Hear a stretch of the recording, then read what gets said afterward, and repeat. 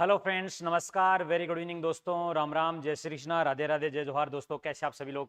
आशा सभी लोग अच्छे होंगे, स्वस्थ होंगे, मस्त होंगे। और एक बड़ा मुद्दा वर्तमान का वो है आरक्षण। और कल ही जो है सुप्रीम कोर्ट के द्वारा जारी किए गए जजमेंट वर्तमान समय में भारत में न केवल विद्यार्थियों के मध्य बल्कि एक आम आदमी, एक आम नागरिक और राजनीतिक पार्टियों के मध्य जो है खलबली लेकर आ गया। मित्रों, इसी मुद्दे के बारे में जानने के लिए और सविस्तार आपको बताने के लिए मैं आ चुका हूं। दोस्तों, आप भी अपने कमेंट बताइएगा, आप भी अपनी राय बताइएगा। और एक्चुअली ये जो मुद्दा है ये क्या है, किसको होगा इसमें नुकसान, क्या इसमें होगी राजनीति या फिर नई राजनीतिक बिसात इसमें बिछाई जाएंगी, क्या किसी को नुकसान भी हो रहा है या फिर केवल है फायदा फायदा। तो दोस्तों, अपन बात करेंगे आज के इस सेशन में आरक्षण की, रिजर्वेशन की, कि एक्चुअली रिजर्वेशन क्या है, किस प्रकार से लागू हुआ है और क्यों ये जो मुद्दा है इतना वर्तमान में सुर्खियां बटोर रहा है। रिजर्वेशन यानी कल जो है सुप्रीम कोर्ट का वर्डिक्ट जारी होता है और सुप्रीम कोर्ट ये कहता है कि भाई एसटी एससी जो रिजर्व कैटेगरी हैं उनमें सब कैटेगरी की जा सकती है। सब कैटेगरी का मतलब ये समझिएगा, ध्यान से समझिएगा दोस्तों। सब कैटेगरी का मतलब ये होता है कि जैसे मान लेता हूं कि मैं एससी कैटेगरी में आता हूं और मैं जो है गवर्नमेंट जॉब लग गया हूं, या मेरी जो जाति है एससी के अंदर उसमें बहुत सारे लोग जो हैं गवर्नमेंट जॉब में लगे हैं और अच्छे वेल इकोनॉमिक कंडीशन वाले लोग हैं, लेकिन इसी जाति के अंदर बहुत सारी अन्य जातियां ऐसी हैं जिनको इसका फायदा नहीं मिल रहा है। तो सुप्रीम कोर्ट ने देखा कि उनको फायदा कैसे मिला जाए, तो भाई कि एससी कैटेगरी तो रखा जाए या एसटी कैटेगरी तो रखा जाए, लेकिन उन विद्यार्थियों को फायदा हो सके, उन व्यक्तियों को फायदा हो सके, उसके लिए एक सब कैटेगरी तैयार की जाए। सब कैटेगरी को यूं समझिएगा दोस्तों, जैसे मान लेते हैं, यहां मैं आपको बता देता हूं एक बार के लिए। जैसे मान लेता हूं मैं एक ओबीसी कैटेगरी है और ओबीसी के अंदर दो कैटेगरी कर दी, एक क्रिमिलेयर और एक नॉन क्रिमिलेयर, और यही इसका आधार और यही ताबूत भी बना दोस्तों। क्रिमिलेयर और नॉन क्रिमिलेयर क्या हो गया? क्रिमिलेयर का मतलब मलाईदार तबका, यानी जिनकी आय 8 लाख से अधिक है या जो नौकरी पैसे वाले हैं उनको ओबीसी का आरक्षण नहीं मिलता, लेकिन जो नॉन क्रिमिलेयर हैं जिनकी आय 8 लाख से कम है उनको ओबीसी का आरक्षण मिलता है। वहां से फिर से एक बार मेरी बात समझिएगा, ऐसा ही कोर्ट ने कहा कि एससी और एसटी के अंदर ऐसा देखा जाए, एसटी और एससी के अंदर यह देखा जाए कि कौन सी जातियां हैं जो वास्तव में कमजोर हैं। ऐसा तो नहीं कि एक व्यक्ति इस कैटेगरी का जो रिजर्व है उसके पिताजी नौकरी की, उसके दादाजी नौकरी गए और उसका बच्चा और उसका पोता भी नौकरी के जा रहा है। और आपने देखा होगा बहुत बड़े बड़े तबकों पर बैठकर लोग जो है आरक्षण का फायदा लेते रहते हैं, लेकिन कुछ ऐसी जातियां, उन्हीं के छोटे, उन्हीं के भाई बहन जो हैं, उन्हीं के तबके के जो लोग हैं उनको आरक्षण का फायदा नहीं मिल पाता है। क्यों नहीं मिल पाता? ऐसा नहीं उनको दिया नहीं गया, दिया गया, लेकिन चूंकि जो व्यक्ति आर्थिक रूप से संपन्न हो गया है उसको और एक उसी कैटेगरी का जो आर्थिक रूप से संपन्न नहीं है, उन दोनों को बराबर नहीं देखा जा सकता।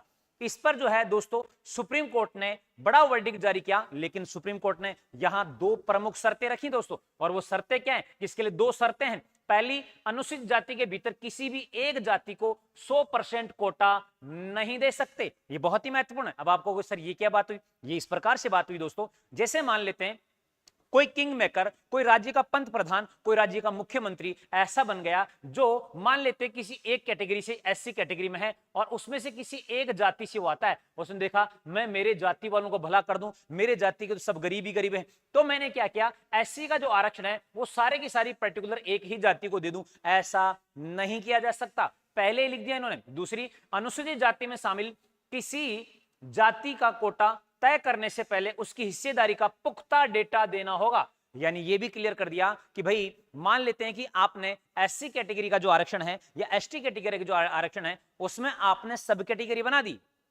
आपने सब कैटेगरी बना दी, तो अब आपको यह भी देना है कि भाई उस कैटेगरी को आपने आरक्षण दिया तो वास्तव में क्या उनकी इतनी संख्या है, वास्तव में क्या वो इसके लायक हैं, वास्तव में क्या वो कमजोर है। तो ये पुख्ता डाटा आपके पास होना चाहिए। सुप्रीम कोर्ट के 7 जजों की संवैधानिक पीठ का यह निर्णय है और बहुत ही महत्वपूर्ण दोस्तों ये निर्णय रहा है 7 जजों की जो पीठ का, ठीक है ना। और आगे क्या है कि जाति को उसमें शामिल जातियों के आधार पर बांटना संविधान के अनुच्छेद 341 के खिलाफ नहीं है। इन्होंने कहा कि एक जाति को सब कास्ट में डिवाइड करना उस जाति के खिलाफ या आर्टिकल 341 का उल्लंघन नहीं है। ये वो 7 जजेस थे, जिनमें से 6 पक्ष में थे और 1 जज इसके विपक्ष में थे या थी। इनके नाम आपके सामने दिख रहे होंगे दोस्तों। ये बहुत बड़ा फैसला है। अब आगे मैं इसकी सविस्तार आपको जानकारी और देता हूं। अब देखिए, जो 341 है, जिसमें आपको यहां कहा गया था कि ये 341 के खिलाफ नहीं है, लेकिन यहां पर एक जज साहिबान ने कहा था ये 341 के खिलाफ हो सकता है, क्योंकि ये काम राष्ट्रपति का है, न कि किसी राज्य का। यहां पर आप देखेंगे 341 में क्या कहा गया है। अनुच्छेद 341 और 342 में दी गई संगत संवैधानिक अनुच्छेद नीचे उल्लेखित है। राष्ट्रपति, देखो क्या लिखा है, राष्ट्रपति किसी राज्य या संघ राज्य क्षेत्र के संबंध में और जहां पर राज्य है वहां के उसके राज्यपाल से परामर्श करने के पश्चात लोक अधिसूचना द्वारा जनजातियों, मूल वंशों, जनजातियों अथवा जातियों, मूल वंशों या जनजातियों के भागों या उनमें से वर्गों को विनिर्दिष्ट कर सकेगा जिन्हें इस संविधान के प्रयोजनों के लिए यथास्थिति उस राज्य या संघ राज्य क्षेत्र के संबंध में अनुसूचित जाति या जनजाति समझा जाएगा। यानी कि आर्टिकल जो 341 है, ये पावर एक्चुअली किसके पास में है, राष्ट्रपति के पास में। और ये इस बात के लिए ही एक जज साहिबान इस फैसले में, जस्टिस बाला एम त्रिवेदी इस फैसले के विपक्ष में भी रहे। इन्होंने कहा कि सारे ही जो फैसले हैं, सभी जगह जो है सुप्रीम कोर्ट अपनी मनमानी ना करे। ये जो है पावर, ये चूंकि राष्ट्रपति की है तो राष्ट्रपति को इस पे फैसला लेने दिया जाए। लेकिन चूंकि 7 जजों की पीठ में 6 जजों का फैसला एक और था और 1 जज का फैसला एक और था, इसलिए यहां पर यह फैसला फाइनली हुआ। अब ये रिजर्वेशन क्या है, इसके बारे में बेसिक और आपको जानकारी मित्रों में बताता हूं। आपके कमेंट्स में निसंदेह लूंगा दोस्तों लास्ट में कि आप इसके बारे में क्या सोचते, पूरा समझिएगा। In simple terms, reservation in India is all about reserving access to seats in government, jobs, educational institutions and even legislature to the certain section of the population।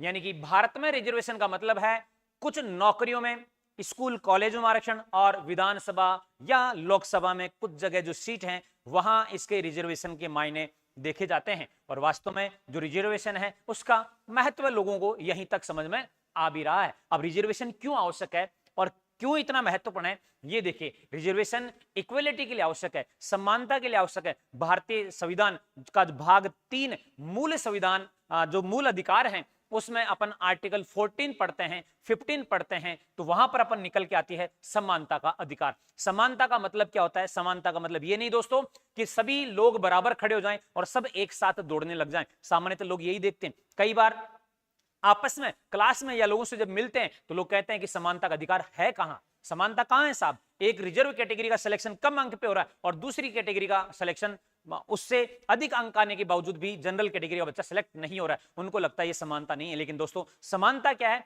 बहुत लंबे समय की ये मांग है। बहुत लंबे समय तक इस प्रकार से कुछ कैटेगरियों के साथ में या कुछ वर्गों को जो है जो प्रतिनिधित्व मिलना चाहिए था वो प्रतिनिधित्व एक्चुअल में असल में मिला नहीं।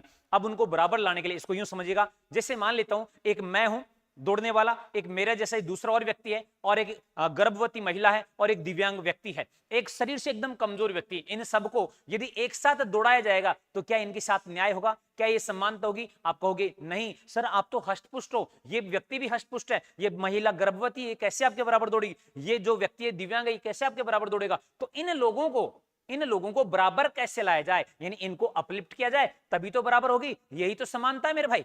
तो समानता का ये नियम सिखाने वाला ये डायग्राम आप देखेंगे तो आपको बखूबी समझ में आएगा इक्वलिटी क्या है, ये इक्वलिटी किस प्रकार से देखी जाएगी। दोस्तों यहां आप देखेंगे ये तीनों आपको दिख रहे हैं बराबर हैं, लेकिन क्या ये व्यक्ति ये मैच देख पा रहा है? नहीं देख पा रहा। ये बढ़िया मजे से देख पा रहा है। फिर क्या किया, इसका जो बॉक्स है इसको हटाया अपन ने और इस व्यक्ति को अपलिफ्ट कर दिया। अब ये भी मैच देख पा रहा है, ये भी देख पा रहा है और ये भी देख पा रहा है दोस्तों। और जब तीनों बराबर आ जाएंगे, जब तीनों की स्थिति बराबर हो जाएगी तो फिर ये अपलिफ्ट करने की स्थिति को हटा दिया जाएगा। अपने देश में आरक्षण की बात करें मित्रों तो लगभग 59 पॉइंट लगभग आरक्षण की बात करते दोस्तों तो 59.5% वर्तमान में आरक्षण है। वो अलग बात है कि इंदिरा साहनी जो वाद था 1992 में उसमें ये कहा गया था कि 50% से अधिक आरक्षण नहीं होगा। आगे यही लैंडमार्क जजमेंट इसमें डिस्कशन भी होगा दोस्तों और मैं आपको बताऊंगा भी। ये जजमेंट न केवल सामान्य नागरिकों के हित का है बल्कि पढ़ने वाले विद्यार्थियों के लिए बहुत ही महत्वपूर्ण विषय है मित्रों। आप इसमें देखेंगे कि भैया 10% जो है इकोनॉमिकल वीकर सेक्शन यानी ईडब्ल्यूएस के लिए आरक्षण दिया गया, 27% जो है ओबीसी के लिए दिया गया, 22.5 में एसटी और एससी आ जाती है, और 40.5% में जनरल या मैं कहूं इसको यूआर अनरिजर्व सीटें होती हैं। ये अपना आरक्षण का मोटा मोटा पोर्टफोलियो है। वर्तमान में देश के अंदर 59.5% विशेष रूप से गवर्नमेंट जॉब में जो है आरक्षण का प्रावधान किया गया है। दोस्तों आपने कई बार इस प्रकार के पोस्टर और बैनर्स हवा में लहरते हुए देखे होंगे, I was born intelligent but reservation ruin me, यानी कि मैं बहुत इंटेलिजेंट पैदा हूं लेकिन आरक्षण ने मुझे बर्बाद कर दिया। इस वही प्रकार से दूसरे और भी कई प्रकार के आपने जो है पोस्टर देखे होंगे। खैर इस केस को मैं आपको समझाता हूं, एक्चुअली ये केस आया कैसे, कहां से आया और क्या है मामला। ये समय मित्रों 1975 यानी 1975 यानी लगभग आज के 50 वर्ष पुरानी कहानी चलकर आज जो है लगभग 2024 में ये पूर्ण होती हुई दिखाई दे रही है। कहानी क्या है कि भाई 1975 में पंजाब राज्य में आरक्षित सीटों को दो भागों में डिवाइड कर दिया, एक वाल्मीकि मजहबी सिख और दूसरा बाकी अनुसूचित जातियां। इस प्रकार से आरक्षित सीटों को दो भागों में बांट दिया, यानी कि एक ही एससी जो थी, एससी तो इसी को दो कैटेगरी में बांट दिया, एससी को ही सब डिवीजन कर दिया, एक वाल्मीकि और मजहबी सिख और दूसरा बाकी शेष अनुसूचित जातियां। ये 30 साल तक ये फैसला चलता रहा, लेकिन वर्ष 2004 का समय है जब आंध्र प्रदेश के अंदर ईवी चलैया वर्सेज आंध्र प्रदेश सरकार का मामला सुप्रीम कोर्ट में आता है और 5 जजों की पीठ यह फैसला सुनाती है कि भैया क्या है कि कैटेगरी के अंदर सब कैटेगरी नहीं की जा सकती, इस प्रकार का प्रावधान गलत है। यानी जो कैटेगरी है, यानी जैसे एससी है तो एससी के अंदर और कोई कैटेगराइजेशन नहीं हो सकता। यानी 1975 से चला रहा पंजाब का फैसला भी आंध्र प्रदेश और ईवी चिन्मया के सुप्रीम कोर्ट के फैसले के कारण से यह भी क्या हो जाता है, निष्प्रभावी हो जाता है। लेकिन जब 30 साल तक चला है फैसला, 2006 के अंदर पंजाब जो है पुनः इसको पंजाब हरियाणा हाईकोर्ट में लेकर जाता है कि भाई हमें तो ये आवश्यक है और हमारे लोगों के लिए जरूरी है, लेकिन पंजाब हरियाणा कोर्ट के द्वारा इसको मना कर दिया गया और कहा कि 141 आर्टिकल जो कि सुप्रीम कोर्ट के द्वारा जारी किया गया, 5 जजों की संवैधानिक पीठ के द्वारा जारी किया गया, हम इसको लागू नहीं कर सकते, यानी इस फैसले को हम भी क्या करेंगे, अस्वीकार ही करेंगे। वर्ष 2006 में पंजाब के द्वारा नया कानून बना दिया गया और वाल्मीकि मजहबी और अन्य अनुसूचित जातियों को फिर से कैटेगराइज कर दिया गया।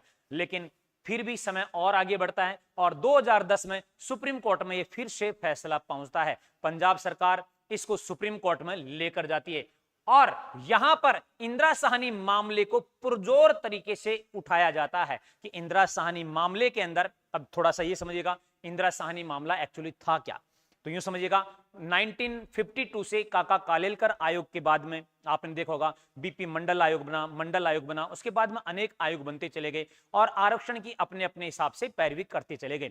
1990 के अंदर जो है वीपी सिंह की जब सरकार थी उनके द्वारा 10% आरक्षण जनरल को दिया गया, 27% ओबीसी को दिया गया। लेकिन इसी समय इंदिरा साहनी बनाम भारत संघवाद 1992 आता है, इसमें जनरल का जो आरक्षण था आर्थिक आधार पर इसको समाप्त कर दिया गया और ओबीसी का जो आरक्षण था उनको मान्य दिया गया। उनको कहा गया कि भैया ये एजुकेशनली तथा सोशली बैकवर्ड क्लास है, अतः इसको आरक्षण दिया जाना आवश्यक है। साथ ही यहां पर यह भी कहा इस वाद में सुप्रीम कोर्ट के द्वारा, जो कि 9 जजों की पीठ थी, संवैधानिक पीठ थी, और इसमें यह भी कहा गया कि देखिए ओबीसी जो कैटेगरी है इसमें क्रिमिनल और नॉन क्रिमिनल कीजिए, यानी मलाईदार तबका और बिना मलाईदार तबका को अलग किया जाए।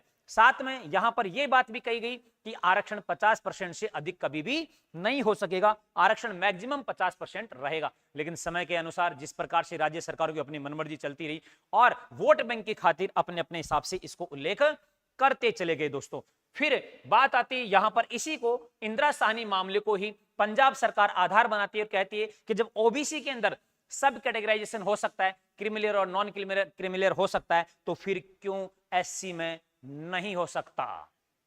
यही वो बात थी जिसके कारण से 2004 का जो फैसला था उसको पलटना पड़ा सुप्रीम कोर्ट के द्वारा और 2010 से चला मामला 2020 में आकर सुप्रीम कोर्ट संवैधानिक पीठ बनाने के लिए राजी होता है और जनवरी 2024 में जो है इसकी सुनवाई होती है। और जनवरी 2024 में 3 दिन तक चली सुनवाई के बाद में इसका फैसला रिजर्व रख लिया जाता है और 1 अगस्त को यह फैसला आता है, जो कि अपने आप में ऐतिहासिक फैसला है। और फैसला क्लियर कहा जाता है कि भैया एससी यानी अनुसूचित जाति और एसटी यानी अनुसूचित जनजाति में सब कैटेगरी की जा सकती हैं, लेकिन ध्यान रखेगा, उन्होंने कहा कि कैटेगरी राज्य बना सकता है लेकिन न्यायिक समीक्षा में रहेगा। इसका मतलब यह है कि आप अपनी मन मर्जी से कोई भी कैटेगरी बना दो, कैसे भी बना दो, ऐसा नहीं चलेगा। ये न्यायिक समीक्षा आर्टिकल, भारतीय संविधान का आर्टिकल 13 जो कि मूल संविधान में आता है, भाग 3 में आता है, उसके तहत इसकी न्यायिक समीक्षा की जा सकती है और आप द्वारा कार्य किया यदि सही किया गया, सही पाया गया तो इसको आगे लागू किया जाएगा और ये गलत पाया गया तो इसको शून्य भी किया जा सकता है। और ऐसे सुप्रीम कोर्ट ने बहुत सारे फैसले कई बार जारी किए हैं दोस्तों। हाँ, अब इस बात को समझिएगा आप आराम से और समझिएगा कि एक्चुअली मामला क्या है। अब तक मेरे हिसाब से आपको खबर पड़ गई होगी, समझ में आया होगा कि ये एक्चुअली जो मामला है और जो चल रहा है ये मामला एक्चुअली है क्या और क्यों जो है इतना इस पर बवाल कट रहा है। अब होगा क्या, अब समझिएगा मेरी बात को आगे ध्यान से। यानी कि ये जो फैसला है इससे मैक्सिमम लोग खुश होंगे और होने भी चाहिए मेरे विचार से, बाकी आपके अपने व्यू हैं। क्योंकि जिस कैटेगरी का फायदा लेकर यदि कोई व्यक्ति अच्छे मुकाम पे जा चुका है तो अब उसके बच्चे इस काबिल होंगे, इस प्रकार की आर्थिक क्षमताएं उसके पास आ चुकी होगी कि उसको आरक्षण की आवश्यकता ना रहे। इवन एक जज साहेब ने कहा भी है कि जो नौकरी पैसे वाले लोग हैं उनको आरक्षण से बाहर कर दिया जाए। खैर, इसमें नौकरी पैसे की बात नहीं की गई, इस फैसले में ऐसी बात नहीं है।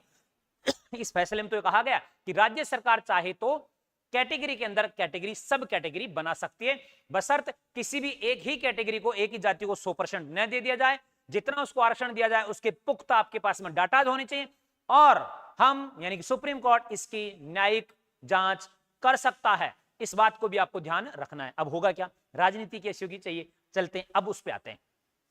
देखिए, अपने भारत के अंदर जो है लगभग 17 राज्य ऐसे हैं जहां पर आरक्षण या मैं कहूं जाति आधारित जो है वोटिंग होती है। और अब आने वाला जो समय है इसमें और स्थिति दोस्तों ये खराब हो जाएगी। अब आप कहो गुरुजी ये और स्थिति कैसे खराब हो जाएगी और इसका कारण क्या है। अब देखिएगा, जब पता लगेगा कि भैया इस जाति के लोग जो हैं ये कमजोर हैं तो भाई साहब जो राजनीतिक लोग हैं उस जाति को अपलिफ्ट करने का ढोंग करेंगे और उनको अपलिफ्ट करेंगे भी, लेकिन वो अपना वोट बैंक वहां से क्या कर लेंगे, मजबूत कर लेंगे और वो क्या बन जाएंगे, उसके मसीहा बन जाएंगे।